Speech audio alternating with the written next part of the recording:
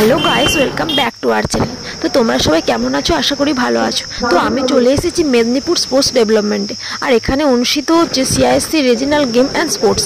তো 2 দিন ব্যাপী এখানে খেলাটি অনুষ্ঠিত হবে। তো আজকে তার প্রথম দিন, আর আমি এখানে এসেছি। প্রথমে আমাকে ওনারা পুষ্পস্তবক দিয়ে ফেলিসিটেট করে নিলেন এবং তারপর আমাকে একটা ক্যাপও পরিয়ে দিয়েছে। আর এখানে মোট 3টি গ্রুপের খেলা হচ্ছিল।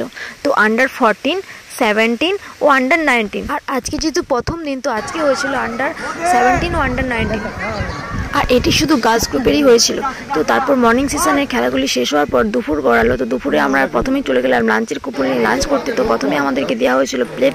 তো তারপর আমাদেরকে স্যালাড দিয়েছিল, তারপর আলু ভাজা, ভাত, ডাল ও পনিরের তরকারি দিয়েছিল।